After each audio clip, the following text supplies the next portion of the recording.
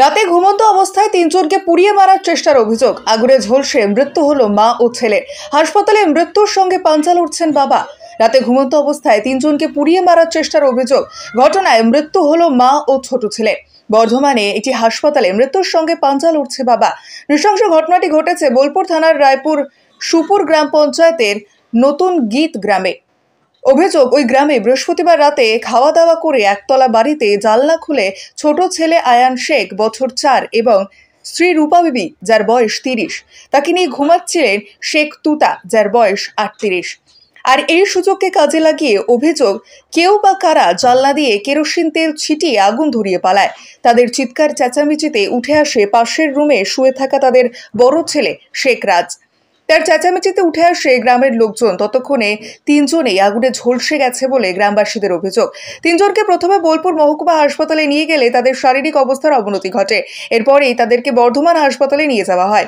প্রথমে ছোট ছেলে আয়ানের মৃত্যু ঘটে, ঠিক তারপরেই মায়ের মৃত্যু হয় বলে গ্রামবাসী সূত্রে খবর। যদিও এখনও হাসপাতালে মৃত্যুর সঙ্গে পাঞ্জা লড়ছে বাবা তুতা শেখ। এই ঘটনায় গতকাল গভীর রাতে ঘটনাস্থলে যায় বোলপুর থানার পুলিশ। ইতিমধ্যে এই ঘটনায় চাঞ্চল্য সৃষ্টি হয়েছে। শুক্রবার সকালে এলাকায় রয়েছে চাপা উত্তেজনা।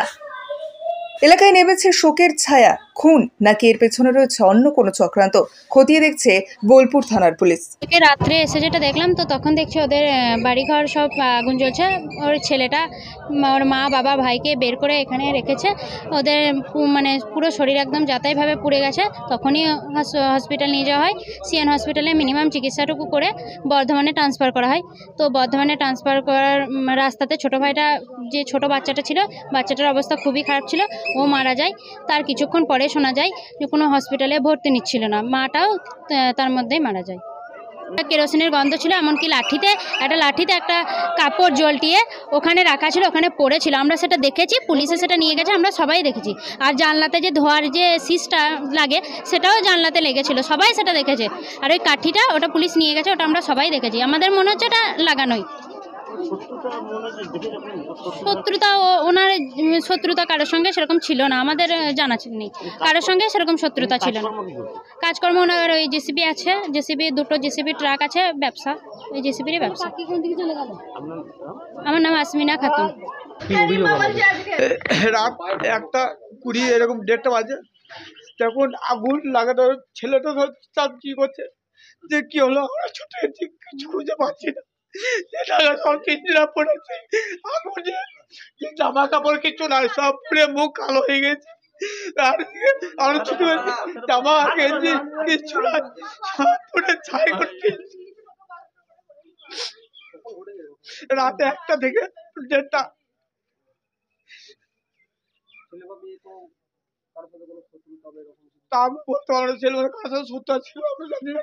তার মধ্যে কাটকি আছে, সেটা আমরা জানি না।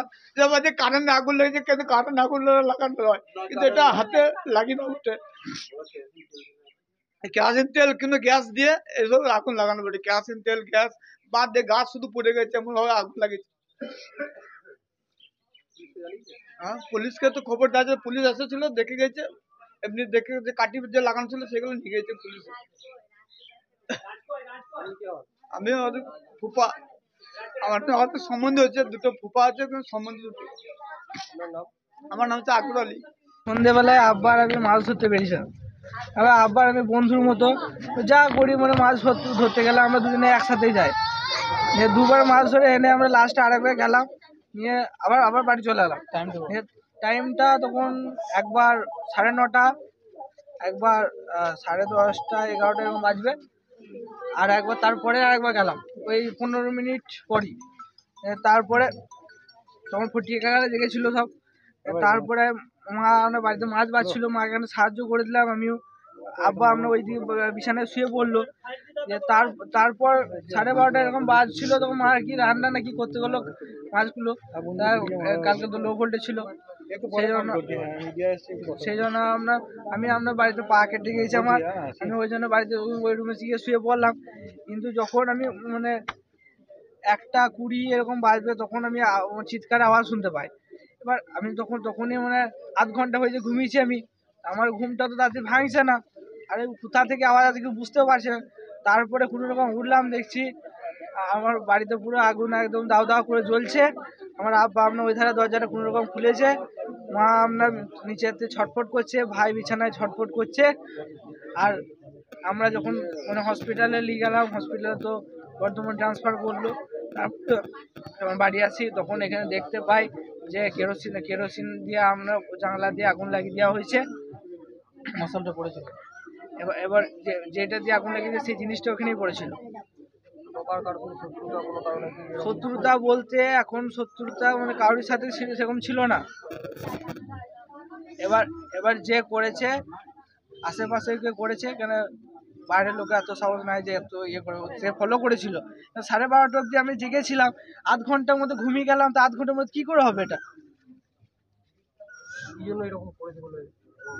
কিরকম ভাবে করেছে বলতে গেলে সব কথা তো এত পাবলিকের মধ্যে বলা যাবে না, সব কথা আমি বলতে পারবো না তো পাবলিকের মধ্যে, কারণ আমার রিলেটিভরাও জড়িয়ে আছে এখানে, সব কথা বলতে পারবো না। যেটা বলার বাকিটা আমি পুলিশ স্টেশনে বলবো। কারোর উপর কি সন্দেহ যেটা থাকবে আমি পুলিশ স্টেশনে বলবো, কেন সামনে বলে কোনো লাভ নেই, কেন তার সাথে শত্রুতা আমার হবে এবার, সে কিন্তু টার্গেট আমাকে করছে এবার, কারণ আমি তার ব্যাপারে বুঝে গেছি সে কে, সে টার্গেটটা কিন্তু আমাকে করবে। খালি এইটুকুই চাই যেন গ্রামে একটু ফোর্স দেওয়া হয়, পুলিশ ফোর্স, কেন বারবার এরকম হচ্ছে। একদিন টাকা চুরি হলো, তারা একদিন গাড়ি পুড়িয়ে দিয়েছে, আজকে আমার বাড়ির 3 জনকে। বুঝতে পারছো যে এরকম কে করতে পারবো বলে আমাদের এখানে মেলা চলছে, যতদিন আমরা জেগেছিলাম ততদিন তো কিছু হয়নি, কিন্তু মানে কালকে বৃষ্টি হয়েছে। কালকে যখন 11টার দিকে ওই দিক থেকে এলাম তখন দেখছি সবাই ঘুমিয়ে গিয়েছে, পুরো নির্জন। এবার আমিও বাড়িতে এসে শুয়ে বললাম, এবার সেটা তো বলা যাচ্ছে না যে কে, কিন্তু হ্যাঁ 10টার দিকে আমাদের বাড়িতে চন্দন ডাক্তার একবার এসেছিল, খানিকক্ষণ গল্প করে গেল, তারপর সে চলেও গেল। তারপরে আমরা ওই মাছ ধরতে বেরোই।